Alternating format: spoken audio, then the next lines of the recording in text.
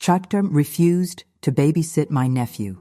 After I broke my leg, I never thought a simple trip to the salon would change my life forever. Not because of a bad haircut or a botched manicure, but because of what happened when I left.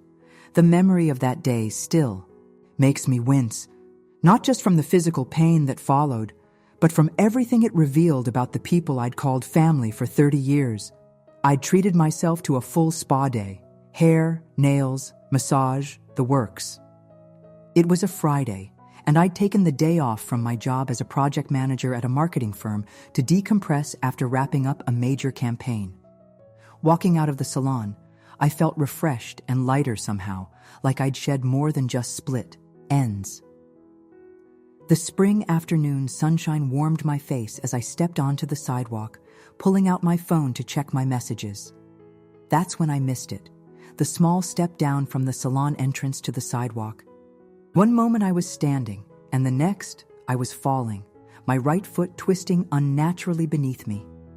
The snap was audible, like a dry branch breaking underfoot in a quiet forest. Time seemed to slow as I tumbled forward, my purse flying from my shoulder, the contents scattering across the concrete. I don't remember screaming, but the salon receptionist later told me I did. What I do remember is the white-hot flash of pain that shot up from my ankle through my entire leg, and the immediate, nauseating certainty that something was very wrong. "Ma'am, oh my God, are you okay?" The receptionist had rushed out, kneeling beside me on the sidewalk. I wasn't okay. I couldn't move my leg without excruciating pain, and already I could see my ankle swelling grotesquely, straining against the leather of my boot. What followed was a blur. Someone calling 911, paramedics arriving, the embarrassment of being lifted onto a stretcher in front of the small crowd that had gathered. I kept apologizing, as if my broken body was an inconvenience to everyone around me. It's funny how we do that, how I did that, apologize for needing help. The hospital confirmed what I already knew. My leg was broken, a clean fracture of the tibia. I would need a cast for at least 6 weeks, followed by physical therapy. The doctor prescribed pain medication, handed me a pair of crutches, and sent me home with instructions to keep weight off the leg and to follow up with an orthopedic specialist. My friend Jess drove me home from the hospital. She helped me up to my third-floor apartment, got me settled on the couch with ice, pillows, and my pain meds within reach, then went to fill my prescriptions and pick up some groceries. "I'll be back in an hour," she promised, squeezing my hand. "Call if you need anything before then, okay?" I nodded, fighting back tears. The pain medication was making me groggy, but I was still lucid enough to feel the weight of my new reality, crashing down. 6 weeks. 6 weeks of limited mobility, of depending on others, of disruption to the independent life I'd carefully constructed. I called my boss to explain the situation, and she was surprisingly understanding. "Just focus on getting better, Monica," she said. "We can arrange for you to work from home, and Kyle can take point on the Hennessy project." That was one worry addressed at least. I knew I was fortunate. I had sick leave, a job that could accommodate remote work, and friends who were already rallying to help. Jess had texted our friend group, and my phone was lighting up with messages of concern and offers of assistance. I dozed off, and when I woke, it was to the sound of my apartment door opening. Jess had returned with bags of groceries and my medication. "I got you some easy meals, snacks, and enough essentials to last a week or so," she said, unpacking the bags in my kitchen. "And I picked up one of those grabber things so you can reach stuff without getting up." "You're a lifesaver," I said, genuinely moved. "I'll pay you back for everything." Jess waved me off. "Don't worry about it now. Let's just get you comfortable." That first night was rough. The pain broke through the medication in the early morning hours, and I couldn't find a comfortable position. Every shift sent spikes of agony up my leg. By morning, I was exhausted, tearful, and beginning to understand just how challenging the coming weeks would be. I posted a brief update on social media, partly to explain my sudden absence from upcoming social events and partly to distract myself from the pain. Within hours, my phone was buzzing with more messages. Colleagues, acquaintances, distant relatives all expressing sympathy and asking if I needed anything. Noticeably absent from this outpouring of concern were messages from my immediate family. I hadn't expected much from my sister Diane. We'd never been close, and she was always wrapped up in her own life and her son Tyler's activities. But I'd thought my parents might call at least. By Sunday evening, when I still hadn't heard from any of them, I decided to reach out myself. I called my mother first. "Oh, Monica," she said, sounding distracted. "Yes, we saw your post. Are you at the hospital still?" "No, Mom. I'm home. They put me in a cast and gave me crutches. I'll be like this for at least 6 weeks." 6 weeks? Well, that's inconvenient. Have you told your sister? She was counting on you to help with Tyler's science fair project next. Weekend. I blinked, momentarily speechless. I'd completely forgotten about my nephew's science fair, and frankly, it seemed like a minor concern compared to my broken leg. I hadn't even agreed to help. Diane had mentioned it in passing at our last family dinner, and I'd been non-committal. No, I haven't talked to Diane yet. But Mom, I can't really help with the science fair. I can barely get to the bathroom, by myself right now. There was a pause, and then my mother's voice came through, tinged with disappointment. "Well, your sister's been very stressed lately, Monica.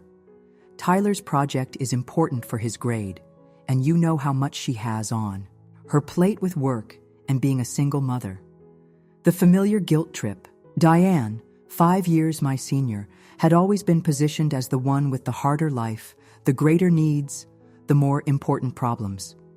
Her divorce 3 years ago had only reinforced this dynamic, with my parents rallying around her and Tyler, while expecting me to do the same.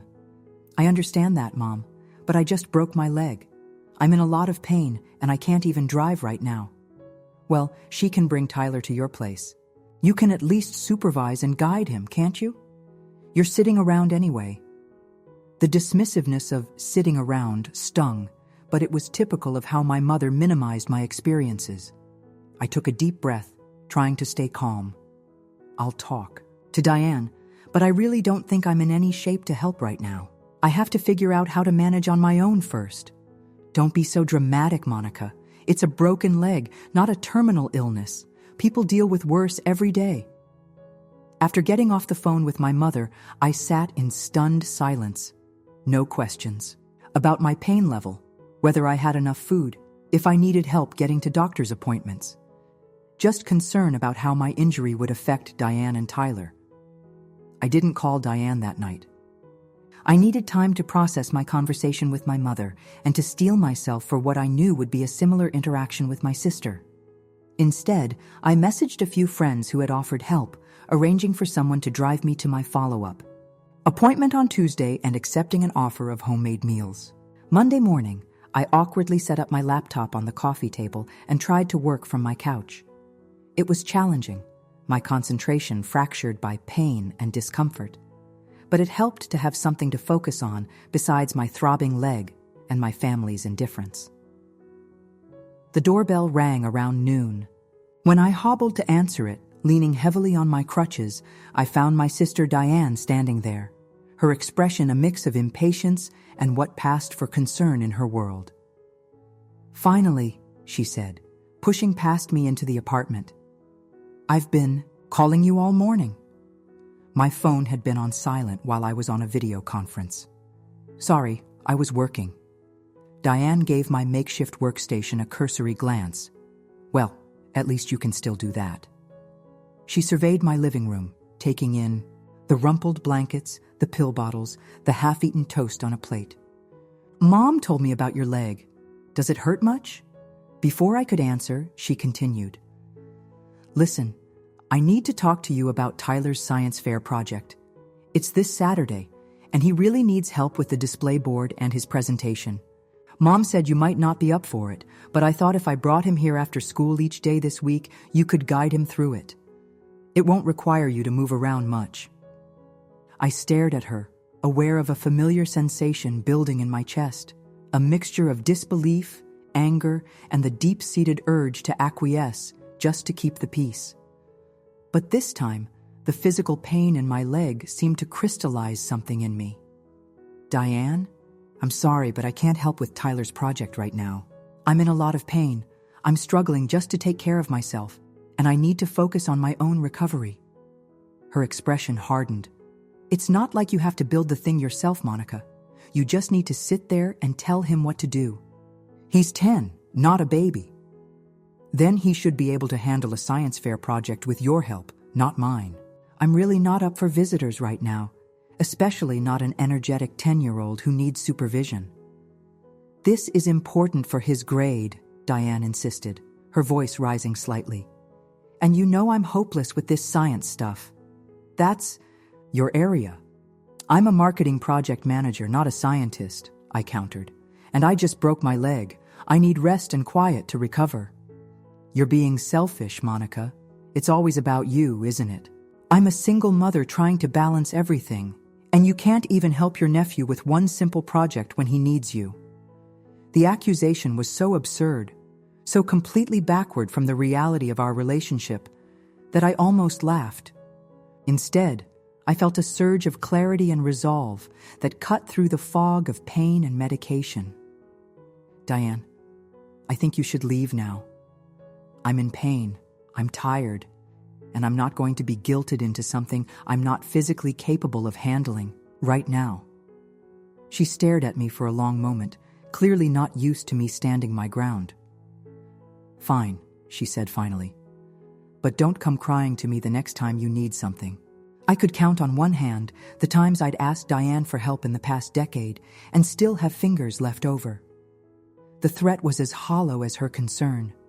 After she left, I collapsed back onto the couch, my leg throbbing from the exertion of standing during our confrontation. I felt drained, but also strangely empowered. For once, I had prioritized my own well-being over my family's demands, and despite Diane's reaction, the sky hadn't fallen.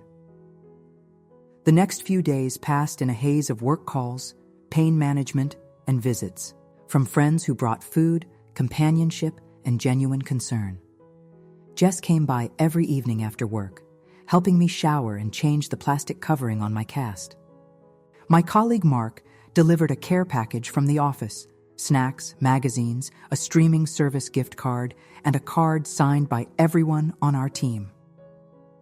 On Thursday evening, just as Jess was helping me get settled for the night, my phone rang. It was my father. "Monica," he said, his voice gruff with disapproval. "Your mother tells me you refuse to help with Tyler's science project." I sighed, exchanging a glance with Jess, who raised her eyebrows in question. I shook my head slightly, indicating it was okay for her to stay. "I didn't refuse, Dad. I'm physically unable to help right now. I can barely take care of myself." "Nonsense. Your sister said you're working from home just fine. If you can work, you can help your nephew." Working from my laptop while lying on my couch is very different from supervising an active 10-year-old and helping him build a science project. Family helps family, Monica. Your sister needs this. Tyler needs this. You're letting them down because of a little discomfort. I closed my eyes, counted to 3. "It's not a little discomfort, Dad. It's a broken leg. I'm in constant pain. I'm on medication that makes me drowsy, and I need to rest to heal properly." "We raised you to be tougher than this," he said, disappointment evident in his voice. "Diane has done so much for you over the years. The least you could do is help her now."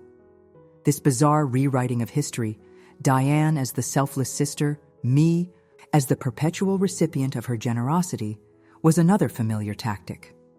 My parents had always positioned my sister as my benefactor, despite all evidence to the contrary.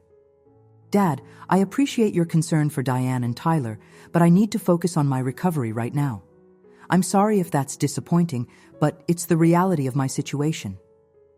"Your mother and I are very disappointed in you," he said, as if I were still a child who could be cowed by parental disapproval. "Diane's been crying all day about this. She was counting on you. The guilt trip might have worked a week ago. But something had shifted when I broke my leg. Or perhaps when my family had revealed, through their reactions, exactly where I stood in their hierarchy of concern. "I'm sorry to hear that," I said, my voice steadier than I felt. But my answer hasn't changed. "I need to go now, Dad. I'm tired and in pain." I ended the call before he could respond, then looked up at Jess, who had been pretending not to listen while tidying my kitchen. "Is your family always like that?" she asked, returning to the living room with a glass of water. "Pretty much," I admitted. "Diane's needs always come first. Mine are always inconvenient." "That's messed up, Mon. You literally broke your leg and they're making it about them." She sat on the edge of the couch. "Why do you put up with it?" It was a fair question, and one I'd asked myself many times.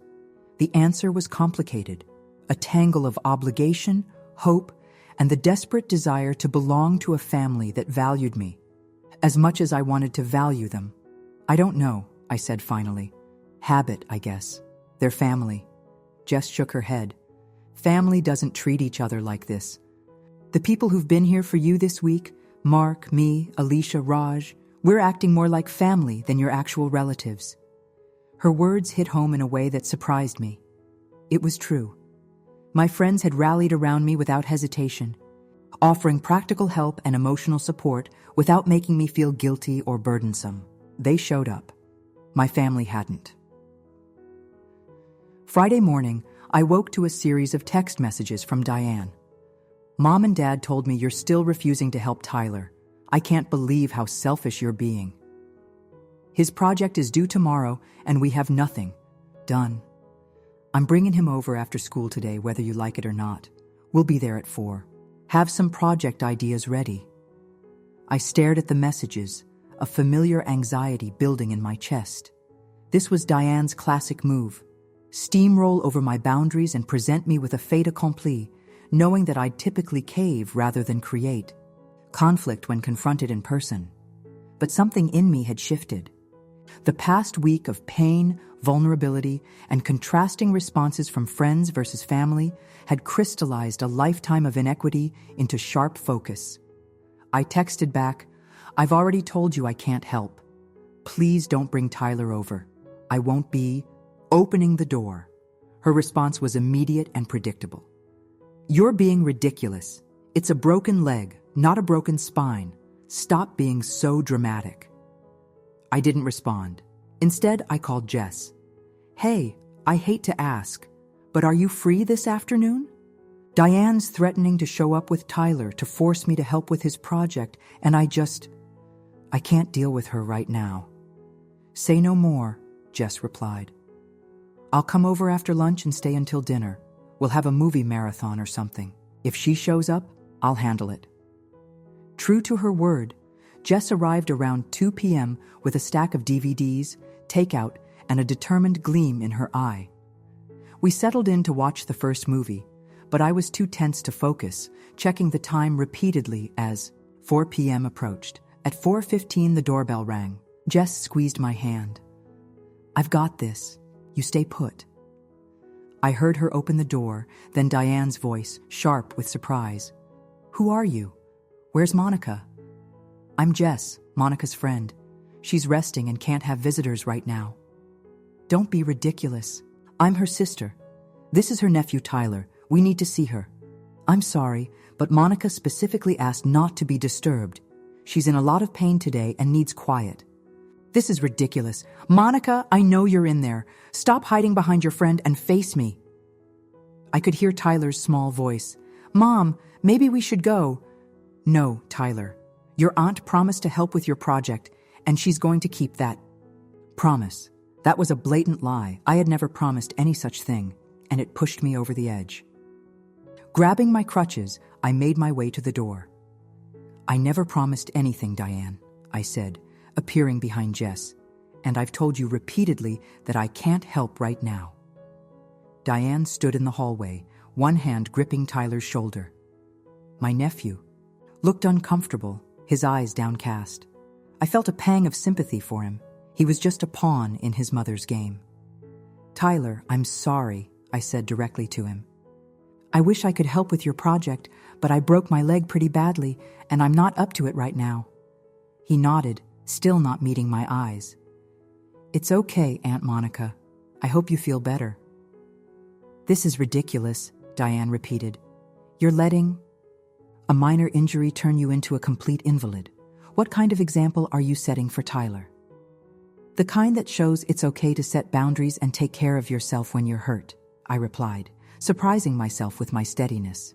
And it's not a minor injury. It's a broken bone that needs time to heal properly. Well, what am I supposed to do about his project now? It's due tomorrow. That sounds like a problem for you to solve as his mother, I said. I'm sure the two of you can figure something out. But it won't be happening here, and it won't be happening with my help. Not today. Diane's face contorted with anger. Fine. But don't expect any help from me when you need it. And don't bother coming to Thanksgiving next month. You're clearly not interested in being part of this family anymore. Mom, Tyler protested, looking mortified. It's okay, Tyler, I assured him. Your mom's upset, but this isn't about you. I still love you very much. Diane practically dragged Tyler away, muttering about my selfishness and ingratitude. Jess closed the door behind them, then turned to me with wide eyes. Wow, just wow. I leaned heavily on my crutches, suddenly exhausted. Yeah, that's my sister. She's a piece of work, Jess said, helping me back to the couch. And what was that about Thanksgiving? I sighed, settling back against the cushions. Her typical empty threat. She knows Thanksgiving at my parents' house is important to me, so she's trying to use it as leverage. Will she actually try to keep you from going? I shrugged. Probably, and my parents will likely back her up as usual, but that's a problem for future Monica. Right now, I just want to finish our movie and pretend my family doesn't exist for a while. But my family wasn't done with me yet. Saturday morning, my phone rang again. My mother this time. Monica, what on earth did you say to your sister?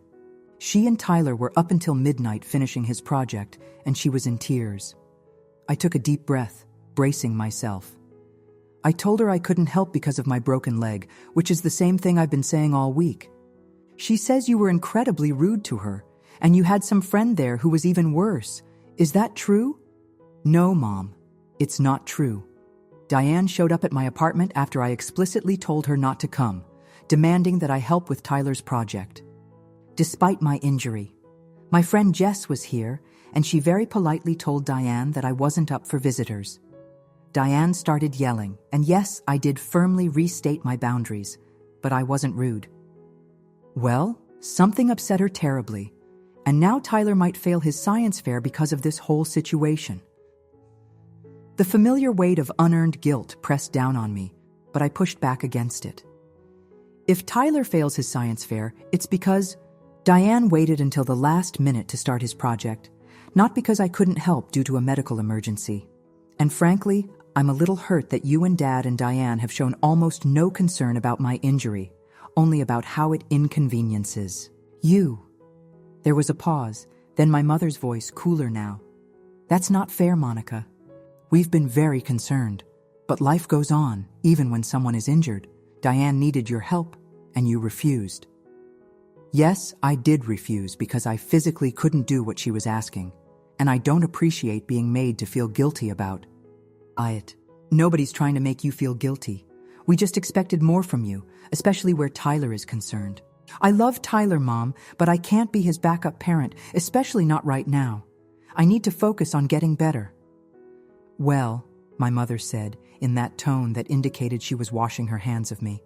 I hope you're pleased with yourself. Diane says she doesn't want you at Thanksgiving, and frankly, I think it might be better if you didn't come. Give everyone some time to cool down. Though I'd been half expecting it, the statement still hurt. Thanksgiving at my parents' house was the one family tradition I still looked forward to, despite the undercurrent of tension that usually ran through it. Being explicitly uninvited felt like a slap in the face. If that's what you want, Mom, I said, working to keep my voice steady. It's not what I want, Monica. It's what's best for keeping the peace. You know how emotional your sister gets." The implicit message was clear. Diane's emotions mattered. Mine did not. "Fine," I said. "I won't come to Thanksgiving." After hanging up, I sat in silence for a long time, processing what had just happened. I'd been uninvited from a family holiday because I'd refused to endanger my recovery to help with a last-minute school project. It was absurd, and yet entirely in keeping with my family's dynamics. The pain in my leg seemed suddenly insignificant compared to the ache in my chest. But alongside that ache was something else, a dawning recognition that perhaps being excluded from family events wasn't the punishment my mother intended it to be, but a strange kind of liberation. The weeks that followed were a study in contrasts. My physical recovery progressed slowly but steadily, with regular checkups confirming that my leg was healing well. My emotional recovery from the family fallout was more complicated, vacillating between relief at the temporary distance and a deep-seated sadness at what that distance revealed about my relationships. My friends continued to be my lifeline. Jess came by almost daily. Raj coordinated a meal train that kept me fed with home-cooked food, and my colleagues organized a virtual game night to keep my spirits up. Even my downstairs neighbor, Mrs. Chen, whom I'd barely spoken to before my accident, began checking on me regularly, bringing up her famous dumplings and staying for tea. By contrast, my family's communication dwindled to nearly nothing. My father called once, ostensibly to check on my recovery, but really to inform me that Tyler had received an acceptable but not outstanding grade on his science project. The subtext was clear. My refusal to help had directly impacted my nephew's academic performance. I was 3 weeks into my recovery when Diane called again. It was the first direct contact since our confrontation at my apartment. "Monica, I need a favor," she said without preamble. "Tyler has a 4-day weekend coming up because of teacher development days, and I really need a break. Can he stay with you? He's old enough to help around the house, so he won't be a burden." I was so stunned by the request that for a moment I couldn't speak. When I found my voice, it came out sharper than I intended. "Are you serious? I'm still in a cast, Diane. I can barely take care of myself, let alone a 10-year-old boy. You're being dramatic again. The cast isn't coming off for another 3 weeks, right? You can't expect everyone's lives to be on hold that entire time. Tyler's been asking to see you, and I could really use the break. It's just 4 days. I'm sorry, but no. I'm not up to looking after Tyler right now, and it wouldn't be fair to him either. He needs someone who can engage with him properly, not someone who's in pain and on medication." God, Monica, you're so selfish. I don't know why I even bothered asking. Her voice was bitter with resentment. "You know what? Fine. I was going to suggest you could still come to Thanksgiving if you apologize to everyone, but forget it. Clearly, you don't care about this family at all." Before I could respond, she hung up. I sat there, phone in hand, a mixture of disbelief and odd relief washing over me. The emotional blackmail was so transparent, so predictable, and yet it had held power over me for so long.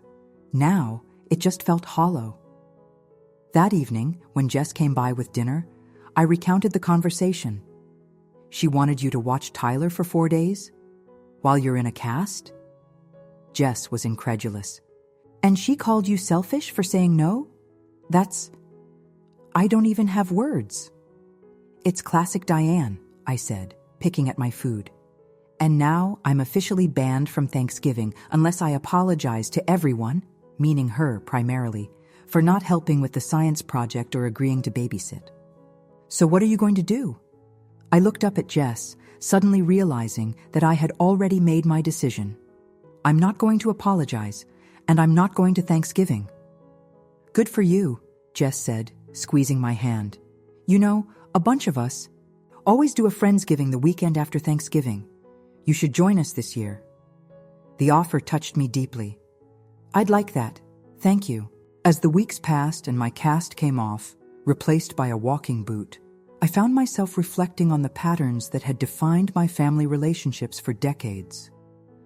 The one-sided giving, the guilt trips, the constant positioning of Diane's needs above mine. It wasn't new, but my injury had thrown it into such stark relief that I could no longer pretend it was normal or acceptable. I began to set firmer boundaries with work as well, ensuring that my recovery wasn't compromised by professional demands. My boss was supportive and my team stepped up to cover the gaps. It was another contrast to my family's response, proof that healthy relationships involved mutual support and respect, not just demands and guilt. 2 days before Thanksgiving, my phone rang. It was my father. "Monica," he said, his voice unusually tentative. "Your mother and I have been talking, and we think you should come to Thanksgiving after all." I had been preparing for this call, knowing my parents might extend a last-minute invitation out of some sense of obligation or to avoid explaining my absence to extended family. "Thank you, Dad, but I've made other plans." There was a pause. "What other plans?" "It's Thanksgiving. You should be with your family." "I'm spending it with friends," I said simply.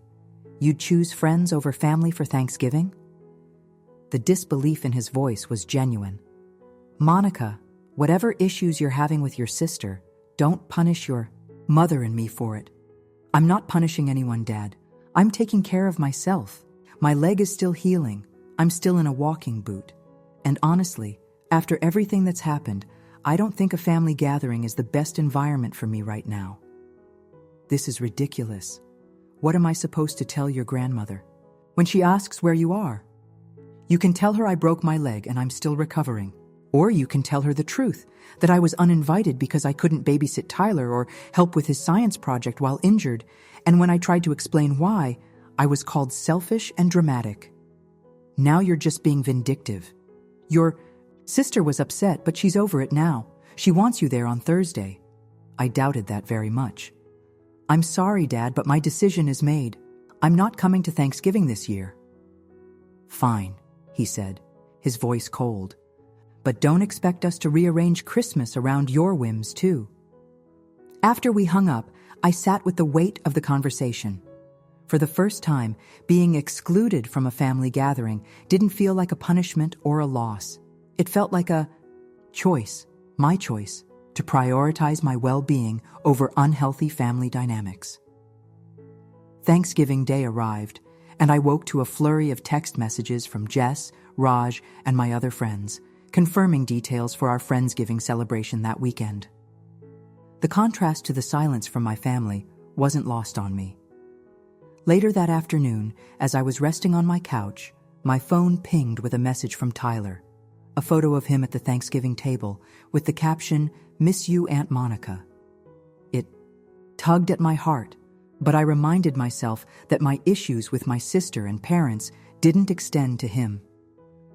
I replied with a heart emoji and a message that I missed him too. Then, unexpectedly, my phone rang. It was my sister. "Did you get Tyler's message?" she asked without greeting. "Yes, I did. It was sweet of him to think of me." There was a pause, then, in a voice that sounded strained, "Mom told me, you're not coming, because of me." "That's not entirely accurate," I replied carefully. "I'm not coming because I don't feel welcome or valued in this family right now, and because I'm still recovering and need to prioritize my health." "Are you trying to make me feel guilty? Because it's working." Her tone was accusatory, as if my decision was calculated to hurt her.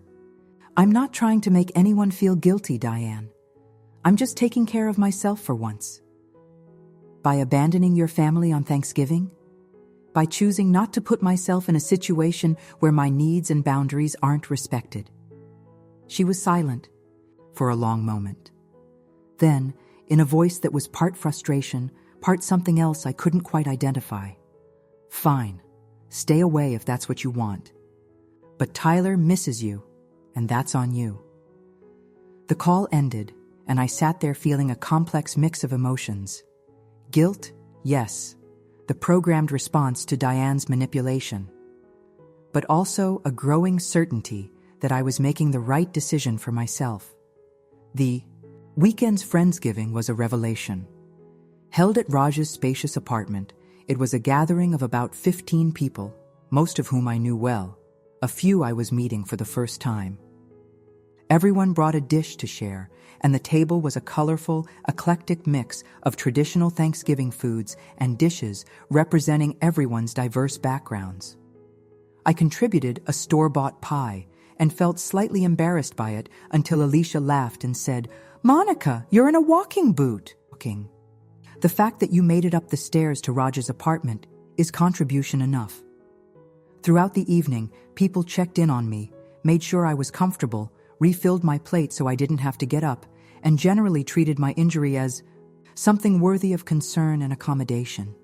It was such a stark contrast to my family's reaction that it nearly brought me to tears several times. After dinner, as we all sat around Raj's living room playing board games and talking, Jess nudged me. "How are you doing with the whole family situation?" I considered the question honestly. Better than I expected. I thought I'd be more upset today, but this... I gestured around the room at our friends laughing and talking. "This feels more like family than my actual family has in a long time." "Because we care about you," Jess said simply. "Not what you can do for us, but you." Her words resonated deeply. That was the fundamental difference. My friends valued me for who I was, not for what I could provide. My family, or at least my parents and sister, seemed to value me only for my utility, for my willingness to accommodate their needs at the expense of my own. As December arrived and my recovery continued, I found myself at another crossroads. Christmas loomed, and with it, the question of whether I would participate in family gatherings. My walking boot had been replaced with a brace, and I was beginning physical therapy. Mobility was still a challenge, but I was making progress. My parents had made no further mention of Christmas since my father's comment about not rearranging plans around my whims. I hadn't heard from Diane at all, though Tyler occasionally sent me messages about school or video games, which I always answered warmly. A part of me wanted to reach out, to try once more, to make them understand how their response to my injury had hurt me. But another, growing part recognized that this pattern was too entrenched to be resolved with a single conversation. My family had shown me who they were, who they had always been, and continuing to expect different behavior was setting myself up for more disappointment. The week before Christmas, I made my decision. I called my mother directly. "Mom, I wanted to let you know that I won't be coming for Christmas this year." There was a long pause. "Is this still about Thanksgiving? Because if you're trying to punish us..." "It's not about punishing anyone," I interrupted gently. "It's about recognizing that the way this family has treated me, has always treated me, but especially since my injury, isn't healthy for me." "What are you talking about? We've always been there for you, Monica." "Have you? Because when I broke my leg, none of you called to check on me for days. And when you did, it was to ask me to help Diane with Tyler's project, not to see how I was doing or if I needed anything. That's not fair. We were concerned." "Were you?" "Because I didn't see it. What I saw was my sister demanding that I babysit and help with a school project while I was in pain and barely mobile. What I saw was you and Dad taking her side and calling me selfish for setting a boundary. What I saw was a family that cared more about what I could do for them than about my well-being."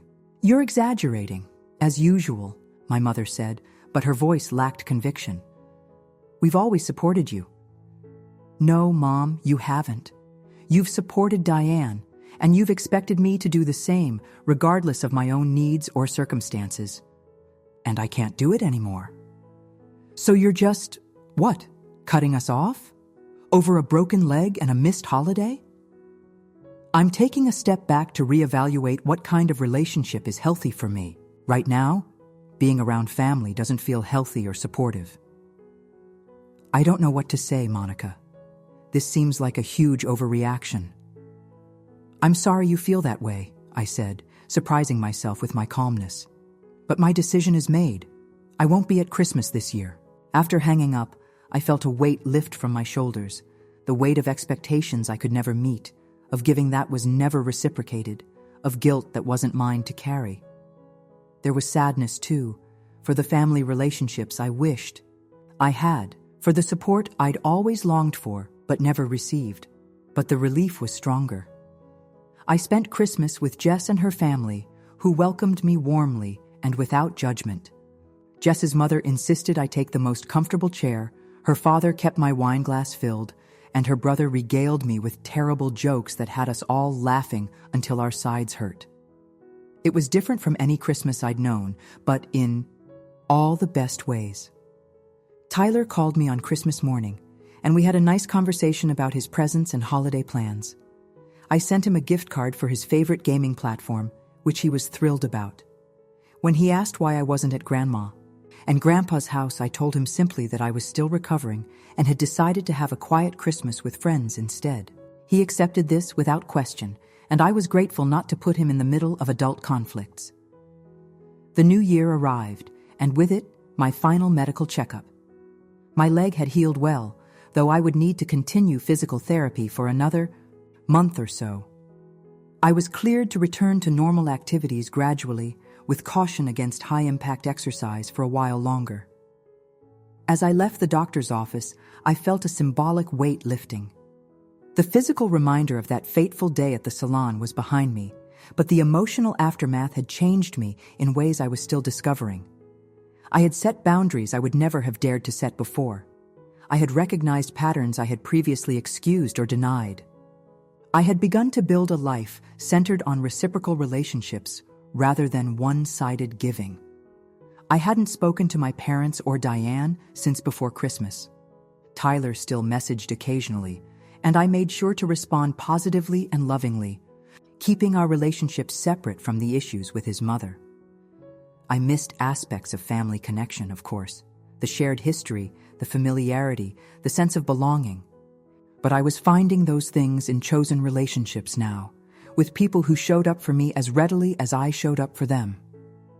One evening in late January, as I was cooking dinner in my apartment, fully mobile now, though still with occasional twinges in my leg, my doorbell rang. When I opened it, I found Diane standing there, looking uncomfortable. "Can I come in?" she asked, her usual assertiveness muted. I hesitated, then stepped aside to let her enter. We sat in my living room, an awkward silence stretching between us. "Tyler misses you," she said finally. "He keeps asking when he'll see you again." "I miss him too," I replied honestly. But I had to take a step back from the family dynamic for my own well-being. Diane looked down at her hands. "Mom and Dad think you're being dramatic and selfish. That doesn't surprise me." She seemed to struggle with her words. I might have contributed to that impression. It was the closest thing to an admission of wrongdoing I'd ever heard from my sister. "Yes, you did." I was stressed about Tyler's project and then about finding childcare for his long weekend, and it was easier to be angry at you than to admit I'd waited too long to make arrangements. I nodded, not trusting myself to speak. "But," she continued, "seeing how easily Mom and Dad wrote you off, it made me think about how they've always treated us differently, how they've always expected you to accommodate me, but never the other way around." This was unexpected territory. Diane had never acknowledged the imbalance in our family dynamics before. "Yes," I said cautiously. "That's been the pattern for as long as I can remember." "I didn't really see it until now," she admitted. Or maybe I didn't want to see it because it benefited me. We sat in silence for a moment, the weight of decades of family history between us. "I'm not here to apologize," Diane said finally, and I felt a flicker of disappointment. "At least not only for that. I still think you could have helped with Tyler's project despite your leg. But I shouldn't have tried to force you to babysit, and I shouldn't have dragged Mom and Dad into it. It wasn't the full acknowledgement I might have hoped for, but from Diane, it was significant." "Thank you for saying that," I said. "I appreciate it." "So," she shifted awkwardly, "does this mean you'll start coming to family events again?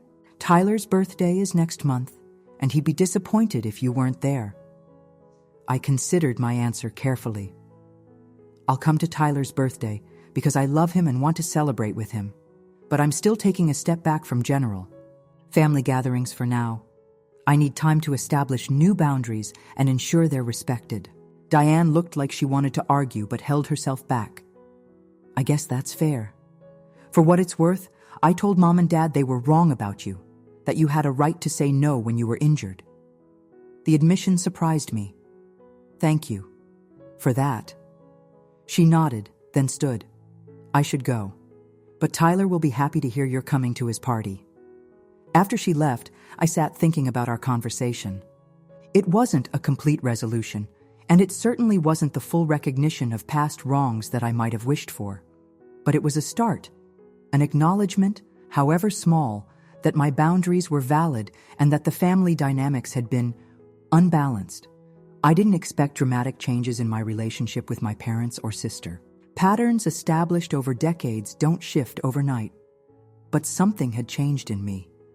My willingness to accept less than I deserved, to sacrifice my well-being for family peace, to shoulder blame that wasn't mine to carry. My broken leg had been painful, inconvenient, and at times lonely. But it had also been clarifying, forcing me to confront truths about my family relationships that I had long avoided. And in that clarity, I had found a kind of freedom, the freedom to choose relationships that nourished rather than depleted me, to set boundaries without guilt, to build a life centered on mutual respect and care. As I moved through my apartment that evening, my healed leg supporting me with only the occasional reminder of its former injury, I felt a sense of peace that had eluded me for much of my adult life. The break in my bone had led to breaks in unhealthy patterns, and in their place, something stronger was growing. A life built on my terms, with people who valued me not for what I could give them, but for who I was. The road ahead would have its challenges. Family dynamics don't change easily, and I knew there would be pressure to fall back into old patterns. But I also knew that I had changed, fundamentally and permanently. I had learned what it felt like to be truly supported in crisis, and I would no longer accept less than that from the relationships in my life. My leg had healed, and in that healing, I had found a strength I never knew I possessed. The strength to stand firmly on my own 2 feet, even when one of them had been broken.